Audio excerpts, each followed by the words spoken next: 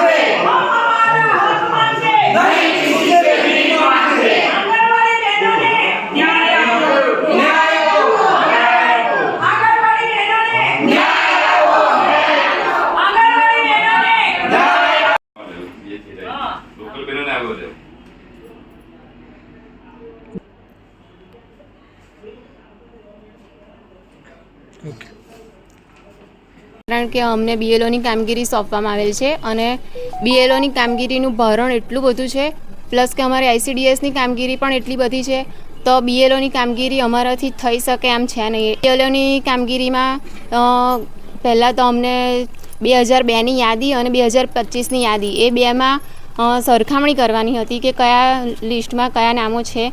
એ કામગીરી અમે કરીને આપી। ત્યાર પછી દરેક એક ક્વાર્ટર્સનું ઓનલાઈન કામગીરી કરવાની છે, જે અમને લોકોને ફાવતી નથી અને અમારી સાથે એટલી બધી બહેનો છે જેને મોબાઈલ સુદ્ધા ફાવતા નથી, તો પછી ઇંગ્લિશમાં એ બધું કરવાનું આવે, ઓનલાઈન કામગીરી કઈ રીતે કરી શકે? એ વસ્તુ શક્ય જ નથી અને પોસિબલ જ નથી।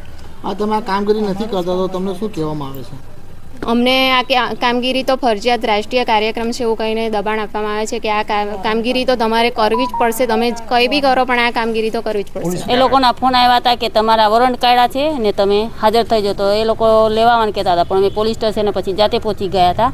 તેથી પછી અમને પોલીસની ગાડીમાં લઈને અહીંયા લાવ્યા હતા અને જબરજસ્તી કામ કરવા મૂકી દીધા હતા। શું કામ કરાવતા? બીએલઓની કામગીરી। કયું ગામ તમારું? રાજુવાડિયા 1।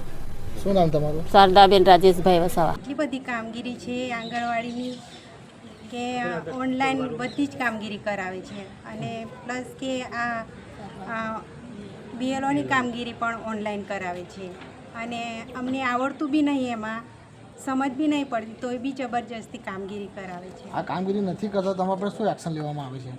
અમારી પર વોરંટ કાઢ્યો હતો એમને અને ધરપકડનો વોરંટ કાઢ્યો હતો એમને કે પોલીસ સ્ટેશન હાજર થઈ જજો। પછી શું થયું? પછી અમે જાતે જઈને હાજર થઈ ગયા હતા। કયા પોલીસ સ્ટેશન? આમલેથા।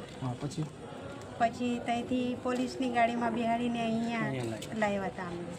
અહીંયા આવીને શું કીધું તમને? અહીંયા જબરજસ્તી અમને બેસાડીને સાંજે 7 વાગ્યા સુધી કામ પૂરું કરાવ્યું હતું, જબરજસ્તી બિહાડીને। હવે સાંજે અમને ઘરે જવામાં કેટલી તકલીફ, ના બસની સુવિધા હોય, પ્રતાપનગરથી 4 કિલોમીટર ચાલતું જવાનું હોય। આ પ્રશ્ન બધી બહેનો મને લાગુ પડે છે। 1 મહિનાના 500 રૂપિયા આપે, દરરોજ 1 મહિના માણસ દરરોજ 500 રૂપિયા લઈ આવે છે।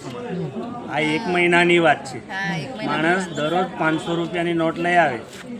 આ સરકાર આંધળી થઈ ગઈ,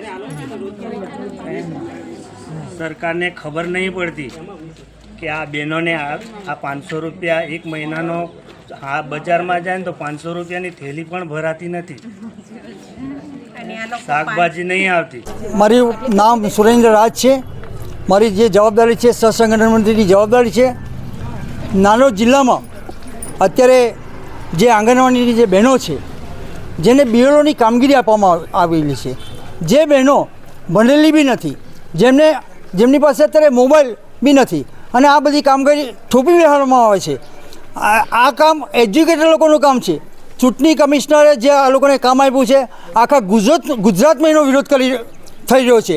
અત્યારે આંગણવાડીમાં ભારતીય મજદૂર સંઘ તરફથી જે આંગણવાડીની બહેનો છે એ કામ બિલકુલ બંધ કરેલું છે. અને એના માટે અમે 10 તારીખે અમદાવાદની અંદર આક્રોશ રેલીનું આયોજન કરવામાં આવેલ છે. એટલે અમે મીડિયાના માધ્યમથી સરકારને એ કહેવા માગીએ છીએ કે જે બહેનો 10,000 પગારમાં કામ કરે છે અને દુનિયાભરનું કામ આપે છે, એ પરિવારનું જો જોવો જરા, અને આવી રીતના તમે કામ થોભી બેસશો તો પછી ભણેલા લોકો શું કરશે? ભણેલા લોકો પાસે કરાવો ને કામ. એટલે ભારતીય મજદૂર સંઘ એનો સખત વિરોધ કરે છે. એટલા માટે અમે તમને કહીએ છીએ કે સરકારને બી કહીએ છીએ કે આમાં જે બી થાય કંઈક ઘટતો રસ્તો કરો, બાકી આવનાર દિવસોમાં આનાથી જલદ આંદોલન થશે.